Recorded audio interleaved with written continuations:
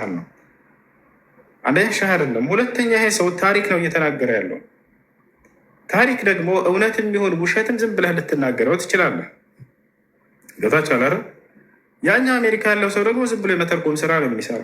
ተረጎመ፣ ያኛው ተናገረ። ታሪክ ምንም ከእምነት ጋር እያያይዘው እየተናገሩ አይደለም።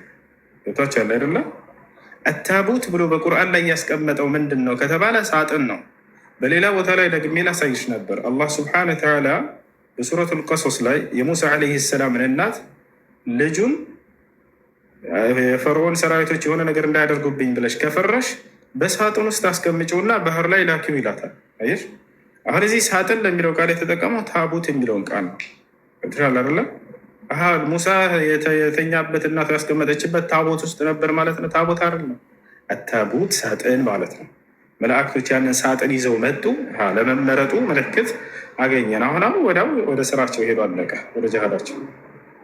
እና ታቦት የሚለው ቃል ሳጥን ለማለት እንጂ በክርስትናና በይሁድ እንደሚታሰበው ታቦትን ለማለት አይደለም። እሺ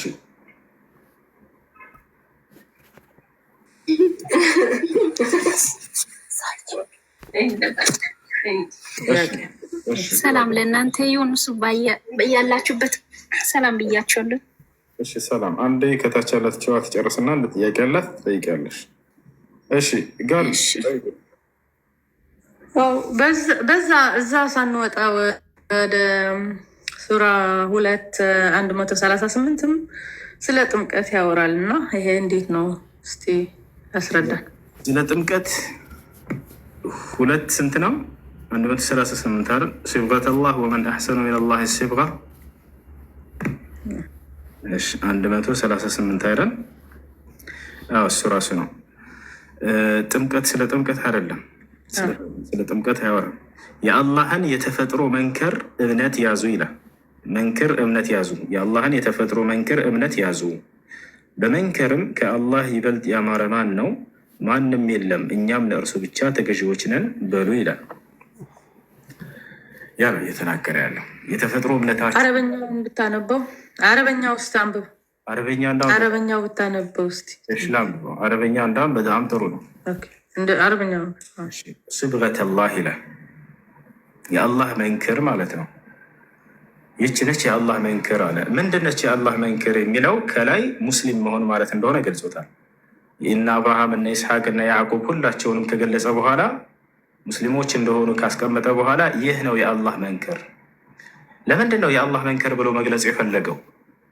ምክንያቱም ሰዎች ቀጥተኛ ነው ጎዳና የሚይዙት በውሃ ሲነከሩ ነው ብላ ያምናሉ ሰዎች። ይህ የሰዎች መንከር ነው። ይልቁንስ ሙስሊም በመሆን ይህን የአላህን መንከር ያዙ እያለ አላህ ስብሐነሁ ወተዓላ ተናገረ። የአላህን መንከር ምንኛ ያማረና የበለጠ የሆነ የሚለው ከዚያኛው ጋር እያነጻጸረው ነው። ከሰዎች መንከር ይልቅ የአላህ ስብሐነሁ ወተዓላ መንከር የሆነችዋ ያ ማለት በእስልምና ላይ መፈጠርን እየገለጸ ነው። ያው የአላህ መንከር እያለ የሚገልጻት እስልምና ነው። አረበኛውን አንብብልኝ ብለሻል እና እንዳሳይሽ እዚህ ያጠየቅሽኝ ይሄ 138 ነው አደላ? ያው ከእርሱ በላይ ያለውን እንመልከተው። ያው እና አብርሃም እና ይስሐቅን ይገልጻቸዋል። ነቢያትን ሁሉ ምን አለ? በአላህና ወደ እኛ በተወረደው ቁርአን ወደ ኢብራሂምም ወደ ኢስማኤልና ወደ ኢስሐቅም ወደ ያዕቆብና ወደ ነገዶቹም በተወረደው በዚያም ሙሳና ዒሳ በተሰጡት በዚያም ነቢያት ሁሉ ከጌታቸው በተሰጡት ከእነርሱ አንድ መካከል የማንለይ ስንሆን አመነን፣ እኛም ለእርሱ ለአላህ ታዛዦች ነን በሉ ይላል። አረበኛው ቃል ላይ ሙስሊሞች ነን በሉ ይላል። ይሄንን ነው የአብርሃም የይስሐቅ የያዕቆብ መንገድ እንደሆነ ከገለጸ በኋላ ይችን ነው የአላህ መንከር የሚላት። ይታይሻል። የአላህን የተፈጥሮ መንከር ያዙ ይላል። የተፈጥሮ እምነታችሁ ኢስላም ነው፣ እሱን ያዙ እያለ እየተናገረ ነው። አላህ ሲፈጥረን ሌላ ቦታ ላይ ላሳይሽ፣ በሱረቱ ሩም ላይ ይህ ሰው ልጅን ሁሉ ስፈጥር ሙስሊም አድርጌን የፈጠርኩት እያለ ይናገራል። ያ ነው የተፈጥሮ መንከር የሚለው እስልምና ነው። ምዕራፍ 30 ቁጥር 30 ላይ ላሳይሽ። የአላህን የተፈጥሮ መንከር ያዙ የሚለው ኢስላምን ነው። ያ እነዚህ ጋር ተመልከችው። ወደ እውነተኛው ወደ እውነት ተዘንባይ ሆነህም ፊትህን ለሃይማኖት ቀጥ አድርግ ይላል። የአላህን ፍጥረት ያችን አላህ ሰዎችን በእርሷ ላይ የፈጠረባትን ሃይማኖት ያዟት። ያው አላህ ሰዎችን ሁሉ ሲፈጥራቸው የፈጠረባቸውን ሃይማኖት ያዙ። አላህ ሰዎችን እኛን ሁላችንም ሲፈጥረ ሙስሊም አድርጎ ነው የፈጠረን እና ያንኑ እምነት ያዙና ቀጥሎ እያለ ነው። ከጊዜ በኋላ ወላጆቻችሁ ወደ አጠመቁባቸው ወደ ቀየሩባቸው መንገድ ያንን ተው እያለ ነው። ቀጥሎ ምን አለ? የአላህን ፍጥረት መለወጥ የለም አለ። አላህ በእስልምና ላይ እንደፈጠርኳቸው ሰዎችን ይሄን አፈጣጠራቸውን አትቀይሩባቸው ልጆቻቸውን እያለ ነው። የሰው ልጅ ግን እንዲህ ብሎ ልጆቹን ይቀይራል፣ እምነቱን ይቀይርባቸዋል። ይኸው የአላህን የተፈጥሮ እምነት ያዙ። አላህ ሰዎችን ሁሉ ሲፈጥር ሙስሊም አድርጎ የፈጠራቸው ይሄ ነው። እሺ ኦኬ። ለምን ታዲያ በቁርአን ደግሞ አንተ የመጀመሪያ ሰለሜ ነህ ይለዋል ነቢ መሐመድ? የመጀመሪያ ሰለምቴና አይደለም የሚለው እንደሱ አይደለም የሚለው ነው የሚለው። እስቲ እሱን አሳየን። ችግር ነው እሱን ታሳየናለህ። የመጀመሪያ ሰለሜ ሳይሆን በመጀመሪያ የሙስሊሞች መጀመሪያ ነው ይባል ነው የሚለው። የእስልምና መጀመሪያ ሳይሆን የሚለው የሙስሊሞች ነው የሚለው። ከሰዎቹ አንጻር ነው። አንጻራዊ መጀመሪያነት የሚባል አለ፣ ጥቅላዊ መጀመሪያነት አለ። አንጻራዊ መጀመሪያነት ማለት ካለበት ትውልድ የመጀመሪያ ሙስሊም ማለት ነው። ገብቶሻል አይደል? ከተላከበት ትውልድ አንጻር የመጀመሪያ ሙስሊም ማን ነው ከተባለ ነቢይ ነው። ነቢይን ቀድሞ የሚያምን አለ? የለም በፍጹም። ነቢይን ነው አይደል አምላክ መጀመሪያ የሚጠራውና የሚያናግረው። ከዚያ በኋላ እንደገና ያ ነቢይ ደግሞ ትውልዱን ይጣራል። ስለዚህ ከትውልዱ አንጻር የመጀመሪያ ሙስሊም ነው ማንኛውም ነቢይ።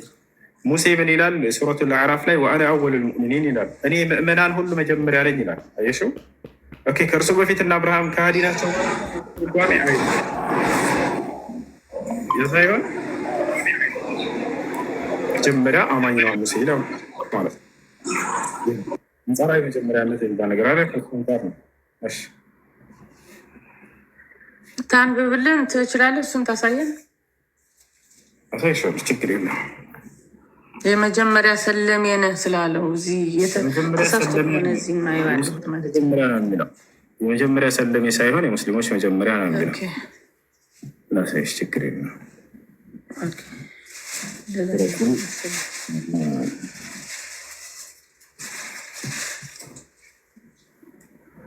ይህ ኮፍያ እንዴት ነው? የመጀመሪያ የሙስሊሞች መጀመሪያ የሚሆን ላሳያቸው።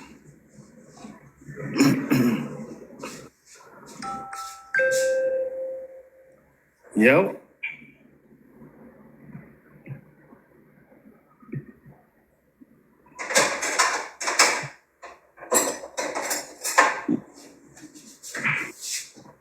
አሁን ተከታታይ ከ161 ጀምሬ ላንብብልሽ።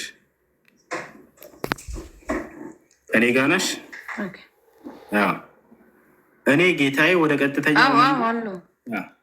ምናሉ ነቢ ምናለ እኔ ጌታዬ ወደ ቀጥተኛው መንገድ ትክክለኛን ሃይማኖት ወደ እውነት ተዘንባይ ሲሆን የአብርሃምን መንገድ መራኝ ይላል። ያ ሰላም፣ ያው የአብርሃምን መንገድ መራኝ አሉ። ያ መንገድ እስልምና የአብርሃም መንገድ ነው። ተመልከች፣ የአብርሃምን መንገድ መራኝ ካሉ በኋላ እርሱም ከአጋሪዎቹ አልነበረም በል አላቸው።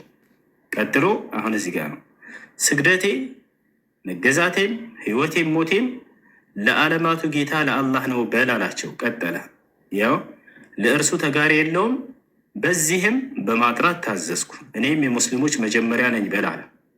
የመራቸው የትኛውን መንገድ ነው ከተባለ የአብርሃም መንገድ እያለ ገለጸው። የእስልምና የአባታቸው የአብርሃም መንገድ ነው። በሌላ ቦታ ላይ የአባትህ የአብርሃም መንገድ ነው እያለ ይገልጻል። አሁን አብርሃም ብሎ እዚህ ጋር ያነሳ፣ ያው የአብርሃምን መንገድ መራኝ።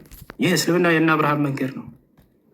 የአብርሃምን መንገድ ነው የሰጣቸው አላህ። እና ታችኛው ምን እናድርገው ወንድሜ? ምን እናድርገው? ታችኛውስ ይሄ እኔ መጀመሪያ ሰለሜ ነው የሚለው እኔ ሙስሊሞች መጀመሪያ ነው በልና እሱ ነው። ይሄ ከትውልዳቸው አንጻር አንጻራዊ መጀመሪያነት ነው። ከትውልዳቸው አንጻር ከሙስሊሞች እኔ ሙስሊሞች መጀመሪያ ነኝ የሚለው ከትውልዳቸው አንጻር ነው። ምን ማለት ነው? አሁን አንጻራዊ ከትውልዳቸው አንጻር ሁሉም ነቢይ ከትውልዱ አንጻር የመጀመሪያ አማኝ ይባላል።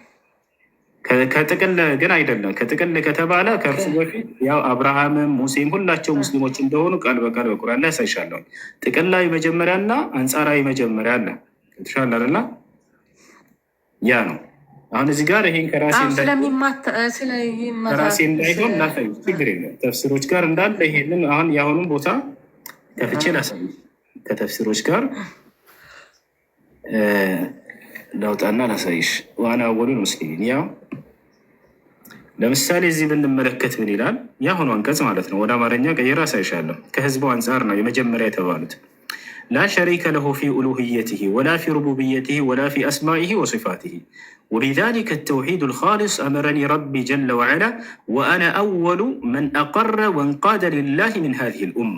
አየሽ፣ እኔ የመጀመሪያው ሙስሊም ከዚች ከትውልድ አንጻር ማለት ነው። ከዚች ከትውልድ አንጻር ይላል። ወደ አማርኛ እስኪ ቀይርልሽ በትክክል ከተረጎሙ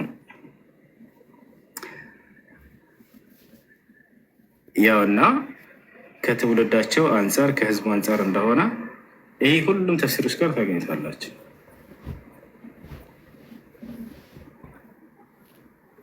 እንዴት ነው የተረጎሙ? እስኪ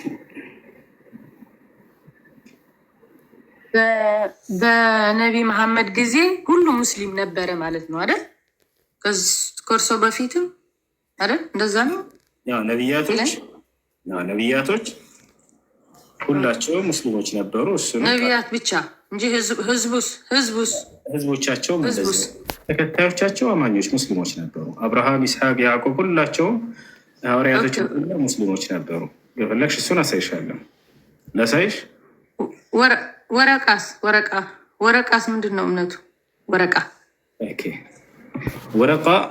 ከዒሳ ዓለይሂ ሰላም ተከታዮች ነበረ። የመጨረሻውን ዘመን ነቢይ ከሚጠባበቁት ነበር። ከዚያም የነቢዩ ተከታይ ሆነ። በእርሳቸው አመነ። መጨረሻ ግን ምንድን ነው? ሙስሊም ነው።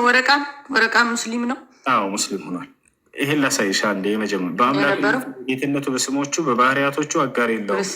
ጌታ ክብር ምስጋና ይግባውና በዚህ ንጹሕ አህዳዊ አምልኮ አዝናኝ አዞኝ የዚህም አሁን እዚህ ጋር ተመልከች። እኔም የዚህ ህዝብ የመጀመሪያ ነኝ፣ ለአላህም እውቅና ለመስጠትና ለመገዛት አሉ። ከዚህ ከህዝባቸው አንጻር ነው እና እንዳለ እዚህ ጋር ተፍሲሮቹ ጋር ሁላቸውም ጋር ስትሄዱ ከትውልዳቸው አንጻር ነው። ተፍሲሩ ሳዕዲም ላይ ብንሄድ ያውና ወአነ አወሉል ሙስሊሚን ይላል። ምን ሀዚህ ልኡማ ከዚች ከትውልድ አንጻር ይላል ሁሉም ላይ ማለት ነው። ስለዚህ እኔ ሙስሊሞች መጀመሪያ የሚለው ከትውልዳቸው አንጻር ነው። ሙሴንም አሁን ባሳይሽ ምን ይላል ስለ ሙሴ? አንዴ ላሳይሽ። እኔ የምእመናን መጀመሪያ ነኝ ይላል ሙሴ የምእመናን መጀመሪያ ነው እንደ አይደለም አይደለ? ከእርሱ በፊት ምእመናኖች ነበሩ አይደል? ግን እዚህ እኮ ተሳሳትኩ። ወረቃ እኮ ክርስቲያን እንደነበር ይገልጣሉ። ልመጣ ነው። አንዴ ወደ እሱ እንመጣለን። በሐዲስ ክርስቲያን ሆኖ አይደለም።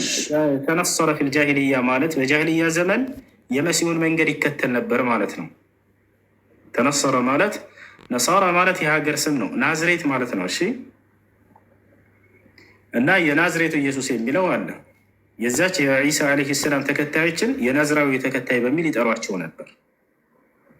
ስለዚህ ወረቃን ከዚህ አንጻር ነው እንጂ ወረቃ ኢየሱስ ክርስቶስ አምላክን ብሎ የሚያምን አይደለም። ተነሰረ ነው ያ ነው። ከዚያ ነው የሚያምነው። ምን ያምነው የነበረው? በቃ የዒሳ ምን ያምን ነበር?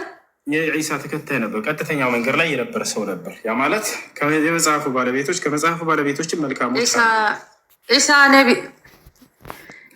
ነቢ ነው ብሎ ነው የሚያምነው የነበረው ነው የምትለው? የት አለ አሁን እንደዛ የሚለው? እንዴት እናገኘዋለን? ይህን የመልካም አህለል ኪታቦች እያለ አላህ በቁርአን ላይ ያነሳቸዋል። ወኢነ ሚን አህለል ኪታብ ለመን ዩእሚኑ ቢላህ ይላል። ከመጽሐፉ ባለቤቶች በእኔ በአላህ የሚያምኑ አሉ እያለ ይገልጻቸዋል። ጥቅል እምነታቸው በአላህ ያምናሉ ሲባል አህለል ኪታብ ማን ነው? አህለል ኪታብ ወንድሜ፣ አህለል ኪታብ እነማን ናቸው? እነሱ የሙሳና የዒሳ ተከታይ ነን የሚሉ ሰዎች ናቸው። የሙሳና የዒሳ ተከታይ ነን። መጽሐፍ ቅዱስ ነው። ሌላ አለ ነበር እንደ መጽሐፍ ቅዱስ ሌላ መጽሐፍ ቅዱስ ነበር። አሁንም በጣም በርካታ መጽሐፍ ቅዱስ ናቸው ያሉት የሚጋጩ። እሱን ሳይሆን አሁን እዚህ ቦታ ላይ አህለል ኪታብ የሚለው አላህ በቁርአን ላይ ለሁለት ከፍሎ ነው የሚያቸው። ገብቶሻል አይደለ? በትክክለኛው መንገድ ላይ የነበሩ መልካሞች አህለል ኪታብ ብሎ የሚጠራቸው አሉ። እነሱ የመጨረሻው ዘመን ነቢይ ይመጣል ብለው ሲጠባበቁ የነበሩ የሙሳና የዒሳ ተከታዮች አሉ። ወረቃ ከነዚያ ነበር። ወረቃ ከነዚያ ነበር እኮ እኛ አይደለንም ማለት ይሄ መጽሐፍ ቅዱስ አይደለም ማለት ነው። እሱ የሚከተለው ይሄ ሌሎቹ ደግሞ እነዚህን ደግሞ የካዱ የአህለል ኪታብ አይነቶች እያለ ይገልጻቸዋል። ደግሞ እናንተ አምላክን አንድም ሶስትም ነው ብላቸው የምትገልጹ የካዱ ሰዎች ለቀድ ከፈረ አለዚነ ቃሉ ኢነላሀ ሳሊሱ እሱን ሳይሆን እኔ እነዚህ አምላክን አንድም ሶስት ብለው እኔ የምለው እኮ የካዱ አህለል ኪታብ እያለ ይገልጻቸዋል። ሶስት ይላል እንዴ? ሶስት አምላክ የሚያመልክ አለ እዚህ? አንድም ሶስትም ብለሽ ታምኛለሽ? እንዴት? እስከ አስረዳኝ። ሶስት አምላክ በመለኮት አንድ አንድ አምላክ ነው ማለት በአካልም አንድ ናቸው፣ አብ ወልድ መንፈስ ቅዱስ እኮ። እሱ ግን በአካል አንድ አይደሉም። ስለዚህ አንድም ሶስትም ብለሽ ታምኛለሽ አይደለ? ሶስቱም አምላክ ናቸው አይደሉም? አምላክ ግን እኔ ግን ሶስት አምላክ ብዬ አላምንም።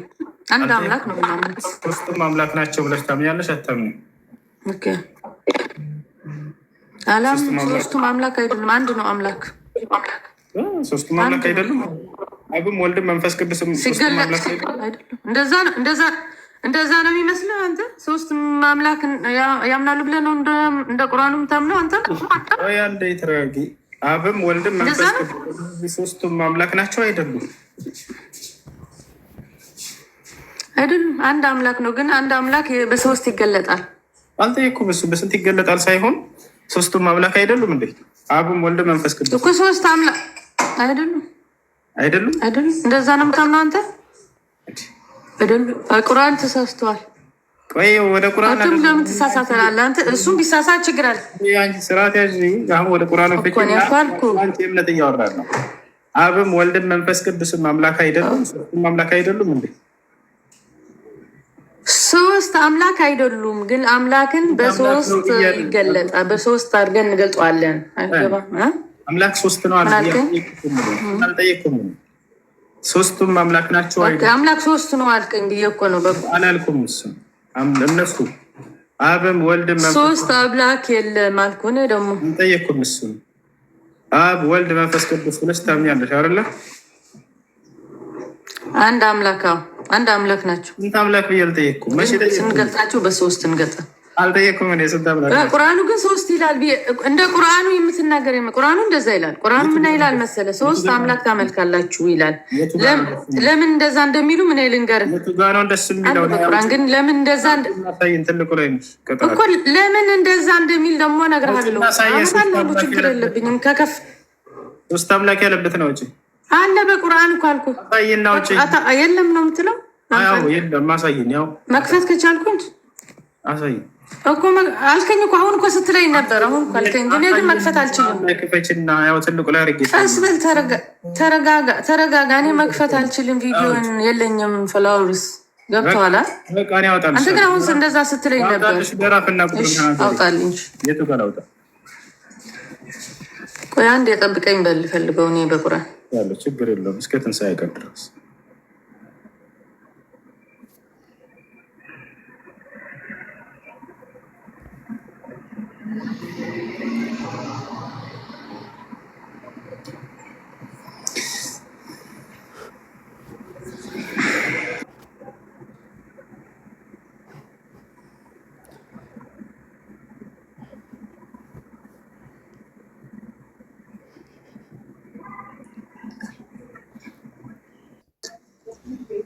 ስለ ኢየሱስ ነው የሚጠይቀው። ኢየሱስ ክርስቶስ አብ ነፍስ እንደሚሰጥ እኔም ነፍስ እሰጣለሁ ባለበት በቀደም ስጠይቅ ሌላ ጊዜ አልከኝና እሺ ብዬ ወረድኩት። በዛ ጀምሬ ነው የምጠይቀው። ለኢየሱስ ስልጣን እንዳለ ታምናለህ? አሁን ጀመርሽኝ ጨርሽኝ ነፍስ ስለሚል ኦኬ። ለኢየሱስ ስልጣን የለውም አልክ በቀደም። ቆይ የመጀመሪያን ጨርሽ። ስለ ነፍስ አወራሽ ጀመርሽ አይደለ? እሱን ጨርሽ። ለኢየሱስ ክርስቶስ አምላኩ ሕይወትን ሰጥቶት ነው አይደለም? እንደኔ እንዳንቺ ነገር ስለሆነ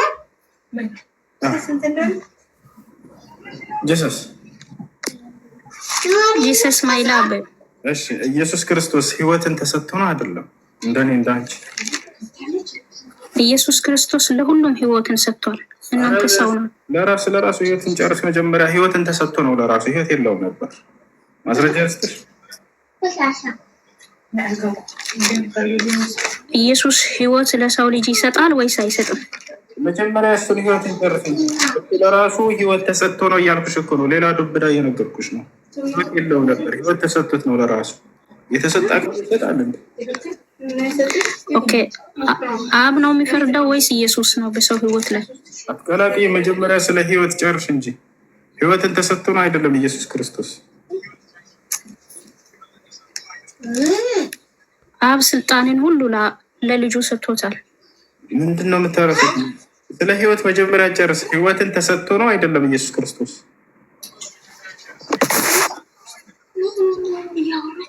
ዓለምን የፈጠረው ኢየሱስ ክርስቶስ ነው።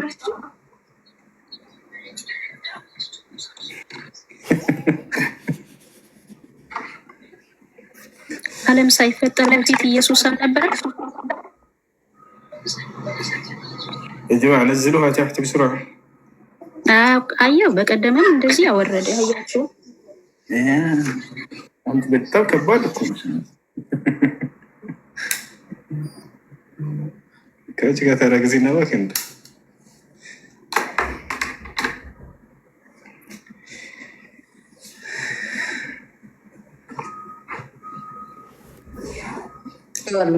እሺ አመጣሽው። ሶስት አምላክ ሱራ 5 ቁጥር 73 አንብቤ ምን ይላል?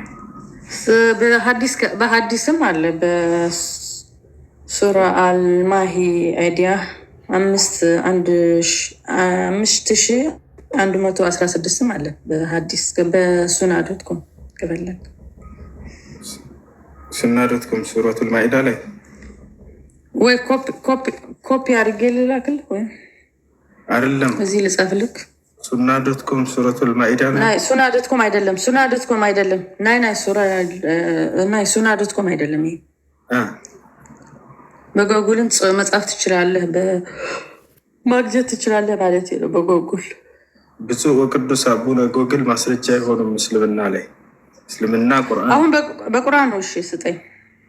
ኦኬ በቁርአኑ 5:72 እስከ 73 ሶስት አምላክ ብሎ አላህ የተናገረበት ነው። አንብቢ። የለም ብለኸኛል መሰለኝ። ሶስት አምላክ ብሎ የተናገረበት ቦታ የለም። ኦኬ አችልም ማንበብ አንችላለች። ላንብብልሽ ወይ አንበቢው ችግር የለውም። አንቺ ይዘሻል እና እኔ አንድ ቴሌፎን ነው የያዝኩት፣ ይጠፋል። በቃ እኔ ያወጣልሻለሁ። ስንት ነው ያልሽኝ?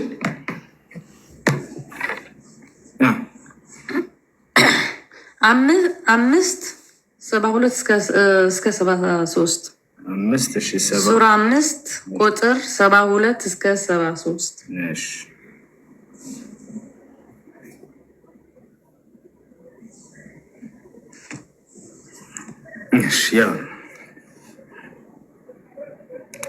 እሺ ያወጥቻለሁ። ተነቢያለሽ? ላንብብልሽ? አንብብልኝ ወንድሜ። አማርኛ አንተ ትሻላለህ። እኔ በትግርኛ አለኝ ያነበዋለሁ። ግን እነዚያ አላህ እርሱ የመርየም ልጅ አልመሲህ ነው ያሉ በእርግጥ ካዱ። አልመሲህም አለ የእስራኤል ልጆች ሆይ ጌታዬንና ጌታችሁን አላህን ተገዙ።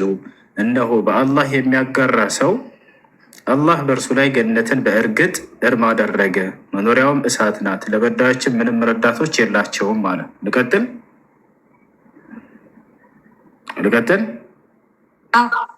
እስከ 73 ያ አየሽ። እነዚያ አላህ የሶስት ሶስተኛ ነው ያሉ በእርግጥ ካዱ፣ ከአምላክም አንድ አምላክ እንጂ ሌላ የለም ከሚሉትም ነገር ባይከለከሉ ከነሱ እነዚያን የካዱትን አሳማሚ ቅጣት በእርግጥ ይነካቸዋል ይላል። እሺ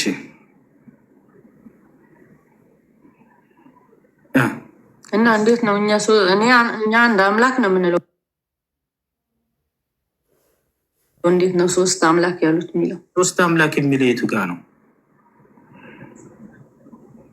አልኩ እኮ አንድ አምላክ ነው አለ እኮ አለ። እሱን አይደለም ጥያቄ። ሶስት አምላክ ታመልካላችሁ ይላል ቁርአን አልሽኝ። የቱ ጋ ነው ሶስት አምላክ ታመልካላችሁ ያለው?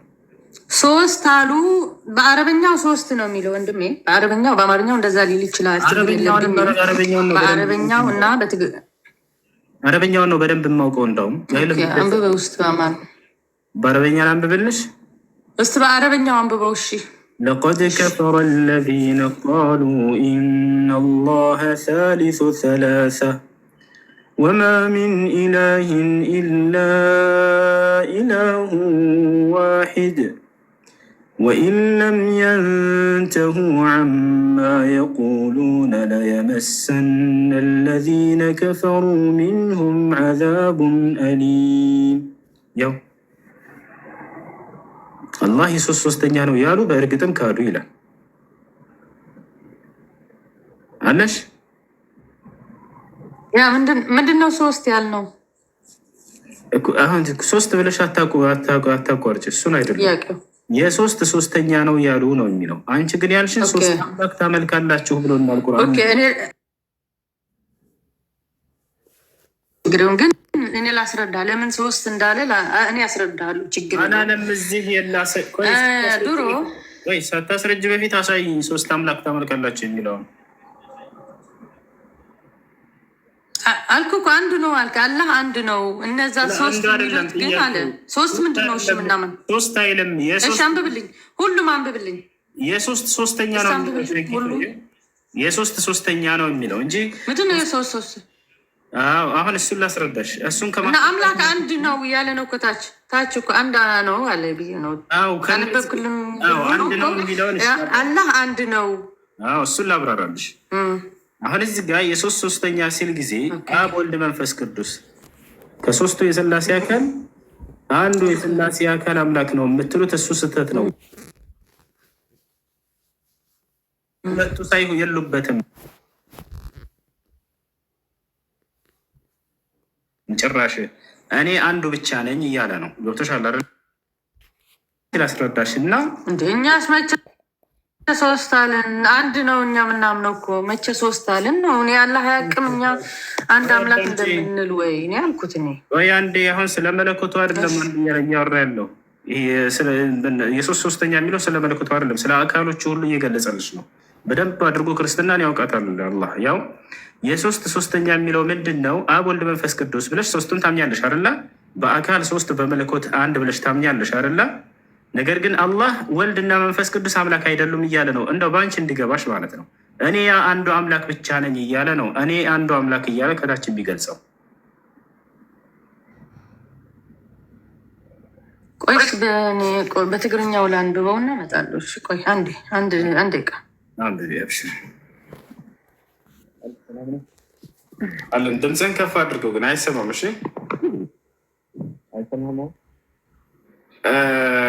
የሆነ ደበቅ ብሏል። ትንሽ ከፍ ብታደርገው ድምፅህን ጥሩ ነው ለማመጥ።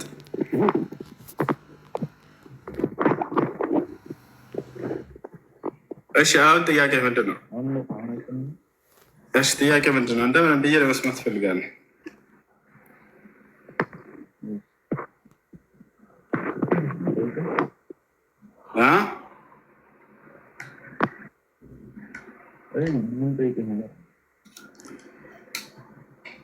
ድምፅህ ወላሂ አይሰማም። ተመልሻለሁ ወንድሜ። እሺ ተመልሰሻል? ተመልሻለሁ። አዎ።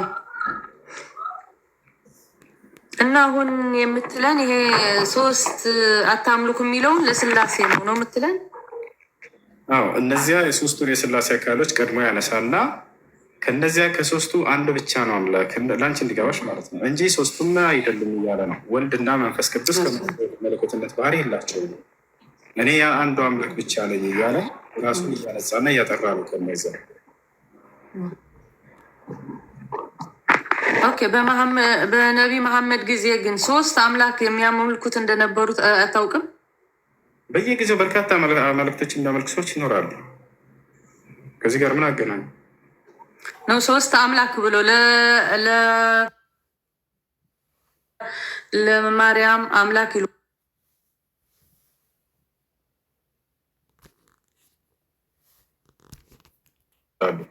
ማርያምን ከመለኮት አድርገው የሚቆጥሩ ሰዎች አሁን ጊዜ ራሱ አሉ። እዚህ ቲክቶክ ከፍተው ላይቭ ላይ ለነዛ ነው በአረበኛው አልመርየምዩን ይባላል።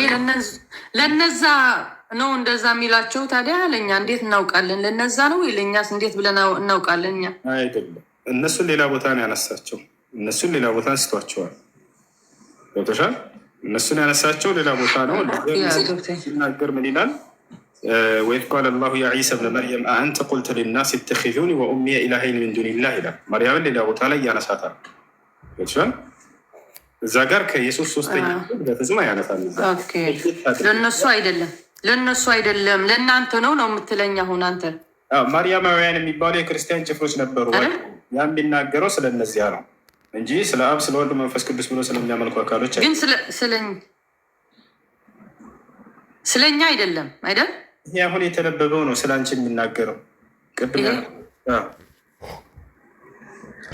አሁን የተነበበው ስለ እኔ ነው። ግን ለምን ታዲያ በቁርአን የሆነ ጥያቄ ካላችሁ ለእኛ እንድትጠይቀን አዘዘ? እንደዛ ከሆነን እኛ ለምን እንዳንተ ትጠይቁናላችሁ? እንደዛ ከሆነ እኛ እንደዛ ይልም ቁርአን። እስኪ አስረዳኝ ምን እንደሚል ላስረዳሽ። በጣም ይገርማል። ጥያቄ ከተሰረባችሁ ክርስቲያኖችን ጠይቁ ይላል ቁርአን ብለው ይነግሯቸዋል። አምጥተህ ነው የምታሳየው ወንድሜ? አውጥቻ ሳይሻለሁ ችግር የለውም። አምጥተህ ነው የምታሳየው በቁርአን? ችግር የለውም ማሳይሽ ሰማሉ መጽሐፉ ሰዎች አንድንም እንዳትጠይቅ ይላል። እንዳሁን በግልጽ የተናገረውን አሳይሻለሁ። ላሳይሽ በመጀመሪያ በሱረቱል ከህፍ ላይ አላህ ስብሐነሁ ወተዓላ ወላ ተስተፍቲ ፊህም ሚንሁም አሐዳ ይላል። ከመጽሐፉ ሰዎች አንድንም እንዳትጠይቅ እያለ ይናገራል። በፍጹም እሱን ላሳይሽ እና ወደ ፈለግሽው ደግሞ ወስድሻለሁ። ወላ ተስተፍቲ ፊህም ሚንሁም አሐዳ ማንን ነው ታዲያ ጠይቆ ያለው ወደሚለው ከመሄዳችን በፊት ማለት ነው መጀመሪያ ያለውን ሹብሃን ነጥራ። ያው እነዚህ ጋር ምን ይላል? ምን ያለ አላህ ስብሐነሁ ወተዓላ ከመጽሐፉ ሰዎች አንድንም አትጠይቅ ይላል። ይታይሻል ጋር ይታይሻል። ከመጽሐፉ ሰዎች አንድንም አትጠይቅ፣ ከመጽሐፉ ሰዎች አንድንም አትጠይቅ ይላል። ጨረስን ይሄን። አሁን እሷ ያለችው ደግሞ የቱ ጋር ነው? ሱራ ዩኑስ ላይ ይገኛል። ሱራ ዩኑስ ላይ ከአንተ በፊት መጽሐፍን የሚያነቡትን ጠይቅ የሚለውን ለማለት ፈልገሽ ነው አንቺ አይደለ? 10:92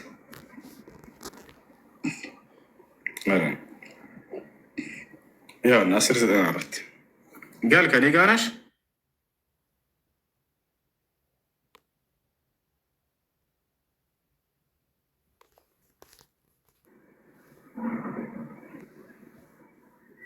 አንድ ሚዩትሽን አልሽው።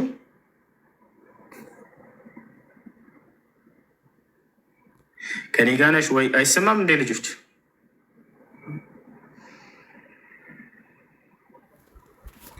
ይሰማቸዋል? ድምጼ ይሰማል ወንድሜ? አሎ አዎ እዚህ ጋር ምን ይላል? ወደ አንተም ካወረድ ነው በመጠራጠር ውስጥ ብትሆን እነዚያን ከአንተ በፊት መጽሐፉን የሚያነቡትን ጠይቅ ይላል። ሻርላ ይህ ነው ከአንተ በፊት መጽሐፍን የሚያነቡትን አለ እንጂ ክርስቲያኖችን ጠይቅ አይደለም የሚለው። ታዲያ ከአንተ በፊት ነው በዘመኑም ስላሉ ሰዎች አይደለም የሚያወራው፣ ወይንም ከእርሱ በኋላ ስለመጣችሁ ስለ እናንተም አይደለም የሚያወራው። ከአንተ በፊት የሚለውን አስምርበት። ከአንተ በፊት ይላል። ማናቸው ከእነርሱ በፊት ያሉትን ጠይቅ የተባለው ከተባለ አላህ በሱረቱ ዙኽሩፍ ላይ ከአንተ በፊት የላኳቸውን መልእክተኞችን ጠይቅ ይላል። ስለ ነቢያቶች ነው የሚያወራው። አስለም አሁን ሌላ ቦታ ላይ ሲፈታው ይሄን ላሳይሽ። ነቢያቶችን መልእክተኞችን ጠይቅ ይላቸዋል። ነገር ግን ነቢ ሰለላሁ ዐለይሂ ወሰለም አልጠየቁም ሁላ። ምክንያቱም ከሁሉም በላይ እውቀትን ስለተቸሩ እርሳቸው ያስተምሯቸዋል እንጂ እንዳሁም ነቢያቶችን አያስተምሯቸውም። ለማንኛውን ላሳይሽ። ወስአል መን አርሰልና ምን ቀብሊከ ሚን ሩሱሊና ይላል። ከአንተ በፊት የላኳቸውን ነቢያቶችን ጠይቅ ይላቸው። ለነቢያቶቹ ነው ጠይቅ የሚለው። የት አሉ እነሱ? አልሞቱም እንዲ ያሉ ወደስሞት የሉማ። እንዴት አድርጎ ይጠይቃል? አስነስቶላቸዋል። ኢየሩሳሌም የሚገኘው ቤተል መቅደስ የለም። እዚያ በሄዱ ጊዜ ነቢዩ ሙሐመድን ሰለላሁ ዐለይሂ ወሰለም ቀደምት ነቢያትን ሁሉ አስነሳላቸው። እነ ሙሴን እነ ሃሮንን ሁላቸውንም አግኝተዋቸዋል። ስለ እነሱ ነው የሚናገር።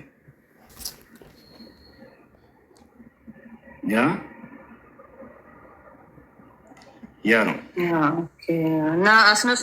እዛን ጊዜ ጠየቃቸው ማለት ነው። ሲሄድ ወደ ላይ ሄዱ እያለ መሐመድ እዚህ ጋር ምን ይላል? ከመልእክተኞቻችንም ይላል። ስለ መልእክተኞች ነው የሚያወራው። ከአንተ በፊት የላኳቸውን ይላል። ያው እነርሱን ምን አለ መጨረሻ ላይ ጠይቃቸው ይላል። ያው ከመልእክተኞቻችንም ከአንተ በፊት የላክናቸውን እነሱን ጠይቅ እያለ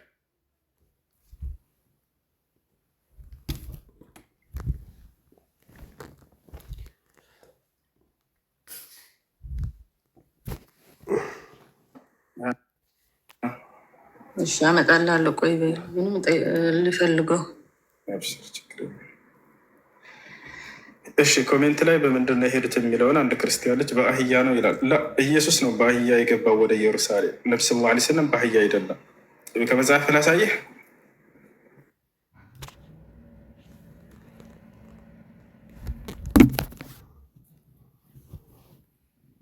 ተቀንያዱ ለምን ማማር እስከሆነ ድረስ እስከምፈልገው። ታዲያ ምን አስፈለከኝ? ታዲያ ስፈልግ ንገረኝ ብዬ ነበርኩ። ሰሒህ አልቡኻሪ 6982 ከፍትልን ወንድሜ። ችግር የለውም። ሰሒህ አልቡኻሪ 6982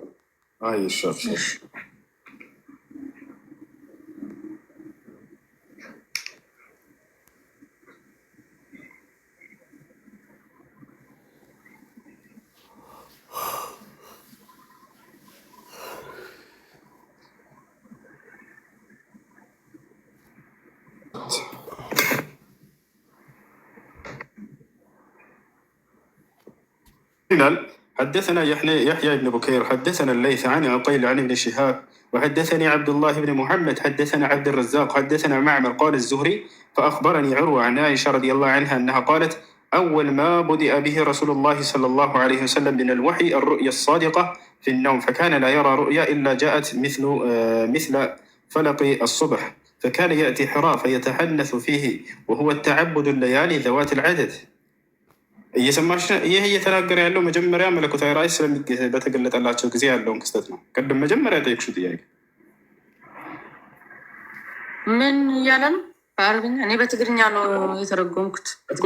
መለኮታዊ ራእይ ሲገለጥላቸው ኢቅራ መጀመሪያ ሲወርድ ጊዜ ስለነበረው ታሪክ እየተናገረ ነው።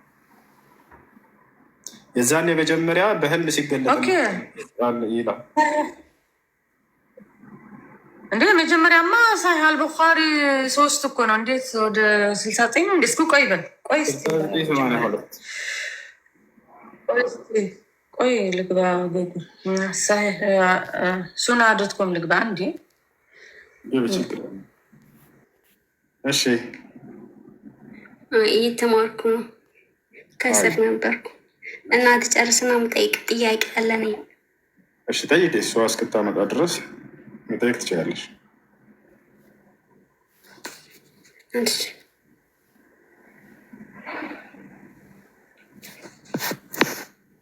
መጀመሪያ ላድነቅህ። ማድነቅ ይቻላል። በጣም ነው ማደንቅህ። ትሁት ነክ እናመሰግናለን። ትትናህን እርጋታህን አደንቀዋለሁ ትላለህ።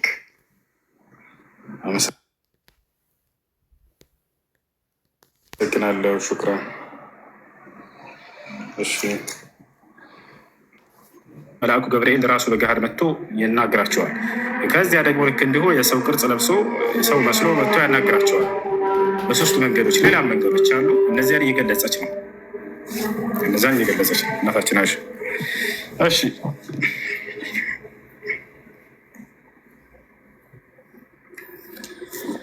እንጂ ወንድሜሽ በቃ ጊዜ እንዳልይዝብህ እኔ መጨረሻው በቃ ጠይቅ እዛ እያለ ማለት ነው።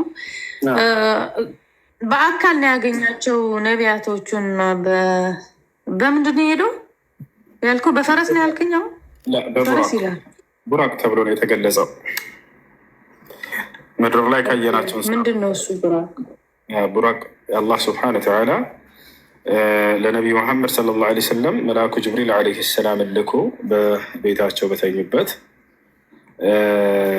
ይሄን ቡራቅ የተባለን እንስሳ ወስዶ በዚያ ወደ ቤተል መቅደስ እንዲጓዙበት ያደረገበት የሆነ እንስሳ ነው። ነቢ ሰለላሁ ዐለይሂ ወሰለም ገልጸውታል። በራሪ እንደሆነ ገልጸዋል። የክንፍ ባለቤት ነው። ከአህያ ከፍ ያለ ወይም ከበቅሎ ከፍ ያለ፣ ከፈረስ ዝቅ ያለ መካከል ላይ የሆነ እንደሆነ ገልጸዋል። ምድር ላይ ካየናቸው እንስሳቶች ከየትኛው ጋር ማመሳሰል አይቻልም፣ አይመስልም። እና ያ ነው የእርምጃውን ርዝመት ሲናገሩ ነቢ ስ ላ ሰለም በአንዲት እርምጃውም የሚራመደው ርቀት የአይን ርቀት ድረስ ነው አሉ። ቀጥ ብላችሁ የሆነ ቦታ ርቃችሁ ስትመለከቱ ተራራ ነው የሚታየና ያን ያክል የሚራመድ የሆነ እንስሳ ነው። እንስሳውም ከእርሶ ጋር ሄደ ማለት ነው። በአንድ ላይ ነው የሄዱት። እዛ ያገኟቸው እንስሳውም ሄዷል እዛ ድረስ ከነ ነቢያቱ ምናምን እንስሳውም ነበር። ነቢያት ውስጥ በአካል ነው የተገናኙት? በአካል ወይስ በመንፈስ? በአካል አላህ አስነስቶላቸው። ኦኬ። ነቢ መሐመድም አሁን በአካል እንደዛሉ ማለት ነው። ሊታዩ ይችላል ነቢ ስለሆኑ። ነቢ ስ ላ ሰለም አሁን በቀብራቸው ውስጥ ነው ያሉት ነገር